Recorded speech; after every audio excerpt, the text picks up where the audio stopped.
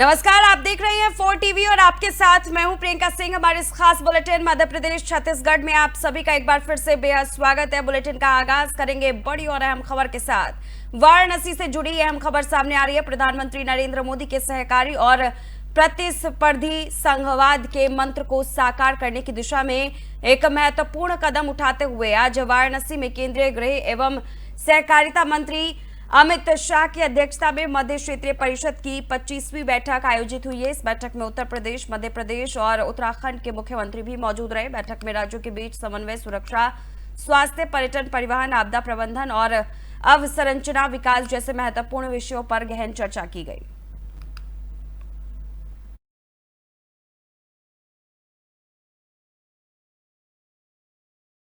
और अब खबर रायपुर से, जहां पर छत्तीसगढ़ के मुख्यमंत्री विष्णुदेव साय ने बताया कि केंद्रीय गृह मंत्री अमित शाह 2 दिवसीय दौरे पर छत्तीसगढ़ आए हैं। पहले दिन नक्सल प्रभावित इलाकों के डीजीपी की बैठक हुई, जिसमें नक्सलवाद पर व्यापक चर्चा हुई। वहीं कल वाराणसी में अमित शाह के नेतृत्व में मध्य प्रदेश, छत्तीसगढ़, उत्तराखंड और उत्तर प्रदेश के शामिल 4 राज्यों की सेंट्रल जोनल काउंसिलिंग की बैठक होगी।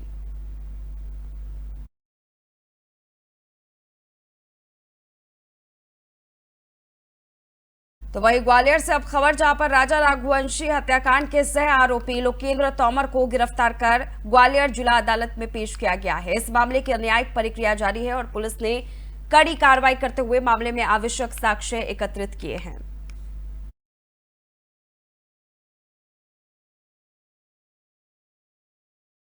राजा रघुवंशी हत्याकांड के आरोपियों को ग्वालियर जिला न्यायालय में पेश किया जा रहा है। पुलिस ने आरोपियों की सुरक्षा व्यवस्था कड़ी कर दी है। मामले की जांच और न्यायिक प्रक्रिया अभी भी जारी है। उम्मीद जताई जा रही है कि इस न्यायिक प्रक्रिया के तहत आरोपियों को सख्त सजा मिलेगी और इस मामले में कई और परतें खुलने की तस्वीरें भी सामने आ रही है।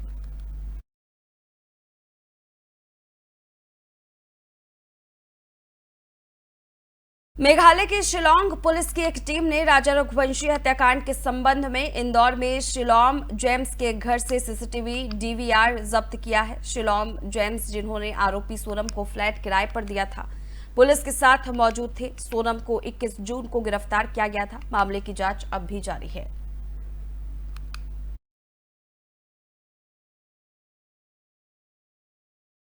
भिंड से बड़ी खबर है। कांग्रेस नेता धर्मेंद्र उर्फ पिंकी भदौरिया ने अघोषित बिजली कटौती और अन्य समस्याओं को लेकर कार्यकर्ताओं और आम जनता के साथ गोल मार्केट, महात्मा गांधी की प्रतिमा से वाटर वर्क्स, बिजली घर तक रैली निकाली और बिजली घर का घेराव किया। उन्होंने बिजली विभाग से कई मांगे की, जिनमें बिजली कटौती बंद करना, किसानों के बिलों में ब्याज माफी, अवैध वसूली रोकना शामिल है। विद्युत विभाग के अधिकारियों ने सभी मांगों का जल्द समाधान करने का आश्वासन दिया है। गांव मजरी टोलों में ट्रांसफार्मर नहीं है, तो उन्होंने काम दिखा ट्रांसफार्मर वहाँ रखवाएंगे। कई भिंड की बस्तियों में ट्रांसफार्मर नहीं है, तो वहाँ व्यवस्था का जर्जर जो विद्युत व्यवस्था उन्होंने कहा उसको हम 7 दिन के अंदर सही करवाएंगे। अभी उन्होंने हमसे कहा कि हाईटेक नाम पे जो अवैध वसूली हो रही है उसको भी हम बंद करवा देंगे, कोई 1 रुपया नहीं लगेगा। जो गाड़ियों पे अपन जो काम कराते हैं ट्रांसफार्मरों पे या डीओ वगैरह टूट जाते हैं उस चीज़ तो कैसे मांगते हैं, लेकिन अब उन्होंने कहा अगर इसकी कोई समस्या आती है हमें बताया, हम उनके खिलाफ तुरंत कार्रवाई करेंगे। जन समस्या को उन्होंने मुझे पूर्ण आश्वासन दिया 7 दिन के अंदर। अगर हमारा जो 7 दिन पूर्ण नहीं करेंगे, अगर भिंड की जनता चैन से नहीं सोएगी तो हम अधिकारी कर्मचारियों बिजली विभाग को चैन सोने देंगे।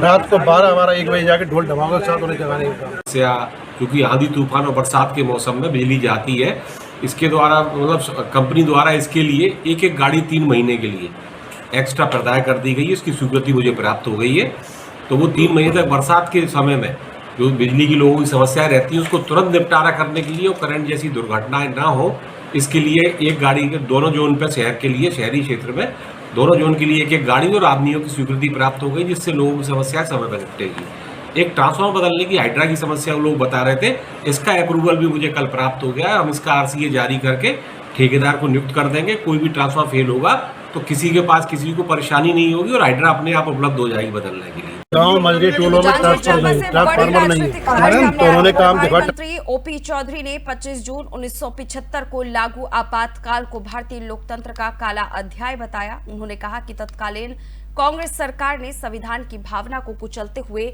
लोकतंत्र की आत्मा पर हमला किया था। मंत्री चौधरी ने मीसा एक्ट के तहत बिना मुकदमे के जेल में डाले गए लाखों लोगों का जिक्र किया और छत्तीसगढ़ में नेता प्रतिपक्ष चरणदास महंत की तानाशाही सोच की आलोचना की। उन्होंने 25 जून को प्रदेश भर में काला दिवस मनाने की भी घोषणा की ताकि नई पीढ़ी को लोकतंत्र की कीमत समझ आ सके।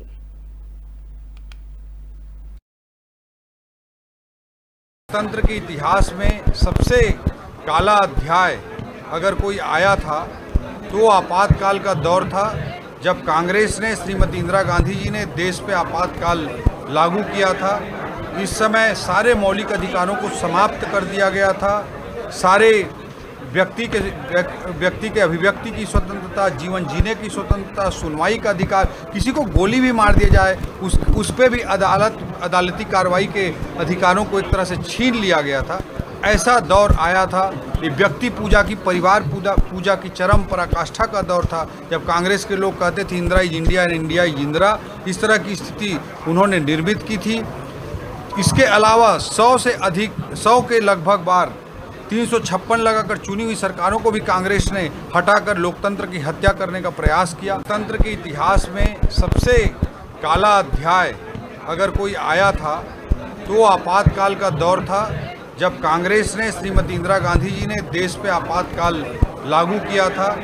इस समय सारे छत्तीसगढ़ कांग्रेस प्रभारी सचिन पायलट ने एक प्रेस कॉन्फ्रेंस में विपक्षी नेताओं के खिलाफ एजेंसियों के दुरुपयोग पर चिंता जताई है। उन्होंने कहा कि छत्तीसगढ़ में भी ऐसी ही घटनाएं हो रही है जो लोकतंत्र के लिए बेहद ही गंभीर चुनौती बनकर के सामने उभर रही है और प्रशासन को इस बड़ी चुनौती से लड़ना होगा। आम जनता तभी भरोसा कर पाएगी जब प्रशासन अपनी तरफ से सख्त कदम उठाएगा।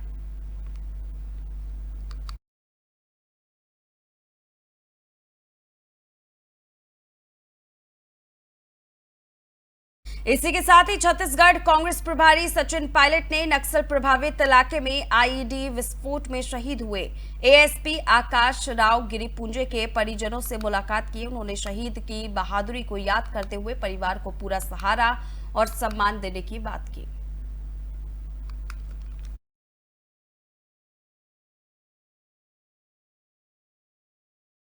अब सख्ती से बड़ी खबर। मालखरौदा थाना क्षेत्र के सकरा गांव में दो पक्षों के बीच आपसी रंजिश खूनी संघर्ष में बदल गई। टांगी और डंडों से किए गए ताबड़तोड़ हमले में भूपेश साहू नामक युवक गंभीर रूप से घायल हो गया। घायल युवक का इलाज फिलहाल बिलासपुर में चल रहा है और उसकी हालत गंभीर बताई जा रही है।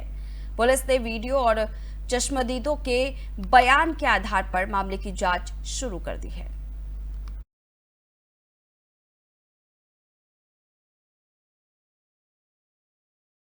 शिवपुरी से बड़ी खबर सामने आ रही है, जहां पर पुलिस अधीक्षक अमन सिंह राठौड़ के निर्देश पर देहात थाना पुलिस ने रायश्री रोड पुलिया के पास संदिग्ध व्यक्ति जितेंद्र धाकड़ को 50.52 ग्राम अवैध मादक पदार्थ स्मैक के साथ गिरफ्तार किया है। आरोपी के खिलाफ एनडीपीएस एक्ट के तहत मामला दर्ज कर आगे की कार्रवाई शुरू कर दी गई है। वैसे तो हमारे शिवपुरी जिले के पुलिस कप्तान साहब अमन सिंह राठौड़ साहब प्रतिबद्ध हैं स्मैक और अन्य नशों के विरुद्ध कार्रवाई के लिए। उसी के तारतम्य में अभी पुलिस मुख्यालय के द्वारा भी एक अभियान चल रहा है। उस अभियान के तहत हम लोग लगे हुए थे, मुखबिरों को मामूल किया था। तो मुखबिर से सूचना प्राप्त हुई थी कि जितेंद्र धाकड़ नाम का एक व्यक्ति है जो फतेहपुर का रहने वाला है, जो काफ़ी लंबे समय से इस काम में संलग्न है, जो दबे छुपे में काम कर रहा था।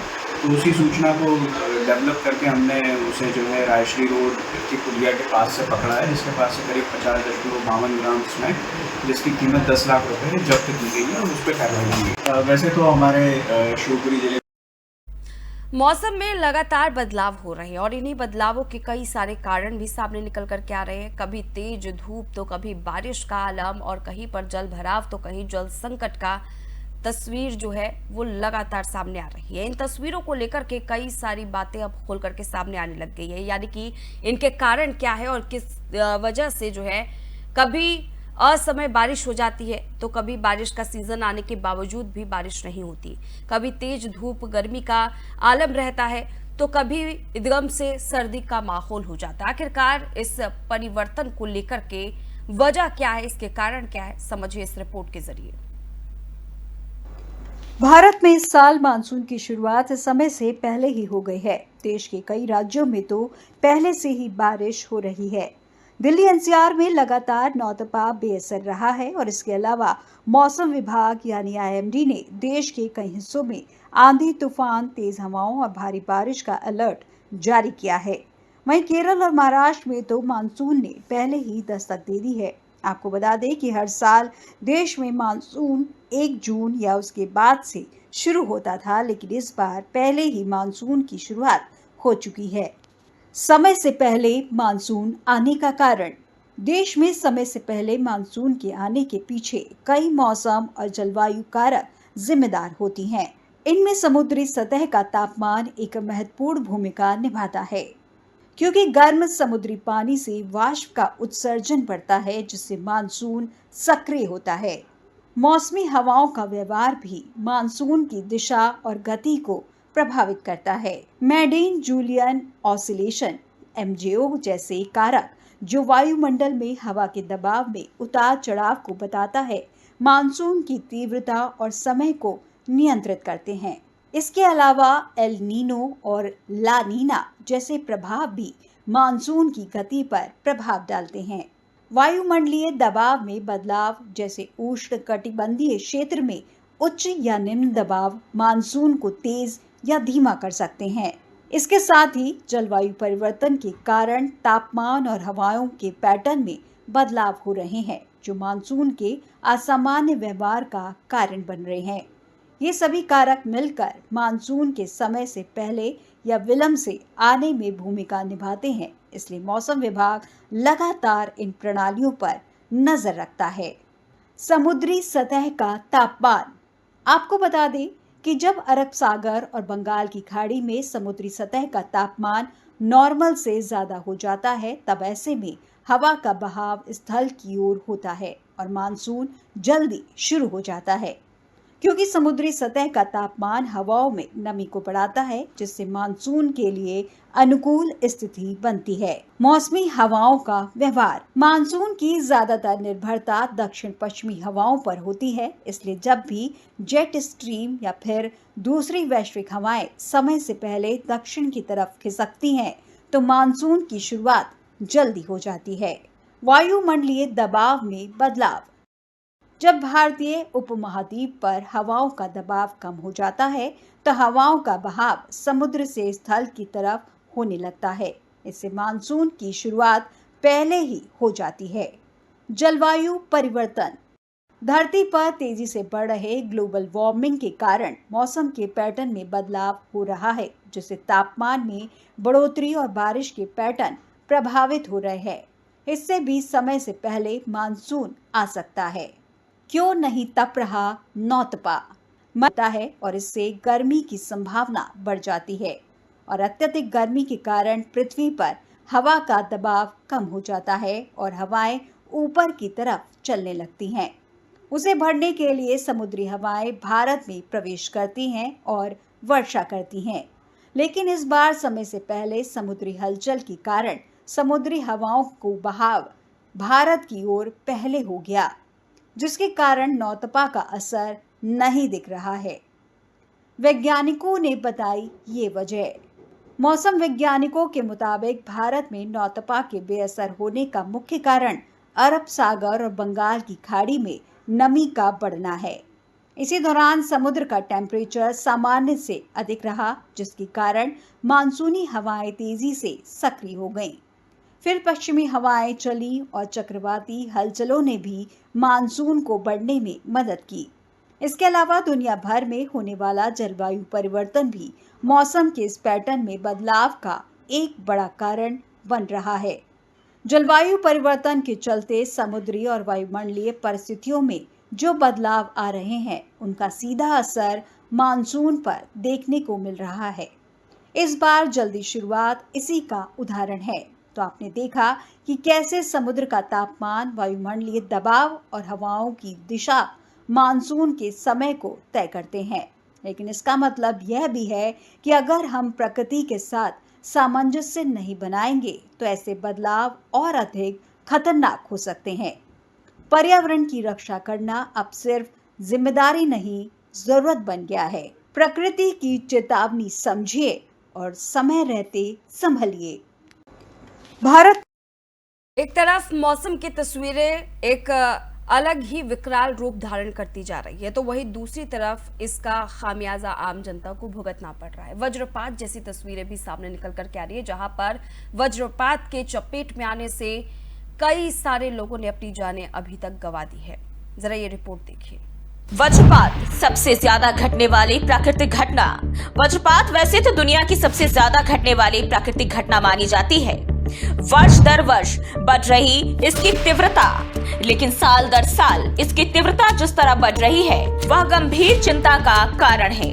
पर्यावरण असंतुलन के कारण हो रहा, इसे पर्यावरण असंतुलन से जोड़कर देखा जा रहा है। वैश्विक तापमान के कारण बढ़ रहा वज्रपात। वैज्ञानिकों का कहना है कि वैश्विक ताप का खतरा अगर इसी प्रकार बढ़ता रहा, बिजली गिरने की घटनाएं 50% बढ़ेगी। तो आज के मुकाबले इस सदी के अंत तक बिजली गिरने की घटनाएं 50% तक बढ़ जाएंगी। उत्तर प्रदेश में वज्रपात से एक दिन में 12 मौत, बिहार के 5 जिलों में 15 से अधिक मौत, महाराष्ट्र में आकाशीय बिजली से 8 मौत, 10 घायल, गुजरात में वज्रपात से अब तक 17 की मौत, उत्तराखंड में वज्रपात से अब तक कई मौतें हुई। बरसात के साथ बढ़ा वज्रपात का खतरा, इसलिए बरसात शुरू होते ही देश के विभिन्न हिस्सों से वज्रपात की घटनाएं सामने आने लगती है। कई पेड़ जल गए। इस साल इससे लोगों की मौत के मामले लगातार सामने आ रहे हैं। एक ही दिन में उत्तर प्रदेश के विभिन्न स्थानों पर वज्रपात से 12 लोगों की मौत हो गई। वहीं कुल मौत के आंकड़ों की बात करें तो 25 से 30 के आसपास है। हम अगर बिहार की बात करें तो पिछले 5 जिलों में बिजली की चपेट में आने से 15 से अधिक मौत हुई है। बेगूसराय में 5, दरभंगा में 4, मधुबनी में 30, सहरसा में 2 और समस्तीपुर में 1 शख्स की जान आकाशीय बिजली की चपेट में आने से हुई। अब अगर महाराष्ट्र की बात करें तो राज्य के विभिन्न हिस्सों में 8 लोगों की जानें गई और 10 लोग घायल भी हुए हैं। इनमें से अधिकतर मौत आसमानी बिजली गिरने के कारण हुई है। गुजरात में आकाशीय बिजली गिरने से 17 से अधिक लोगों की मौत हो चुकी है। वहीं उत्तराखंड में बारिश के दौरान बिजली की चपेट में आने से कई लोगों की मौत हो गई। वज्रपात के प्रभाव। आकाशीय बिजली गिरने के कई प्रभाव हो सकते हैं। अब अगर इसके प्रभाव की बात करें तो आपको बता दें कि आकाशीय बिजली गिरने के कई प्रभाव हो सकते हैं।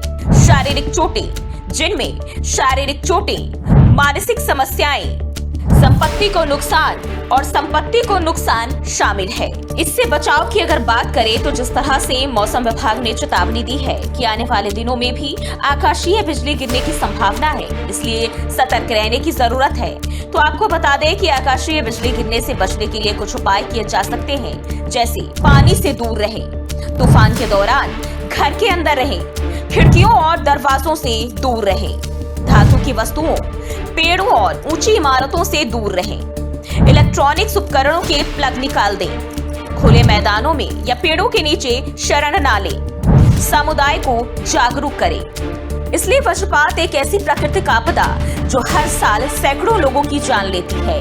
विज्ञान चाहे जितनी भी तरक्की कर ले, प्रकृति की शक्ति के आगे आज भी इंसान असहाय नजर आता है।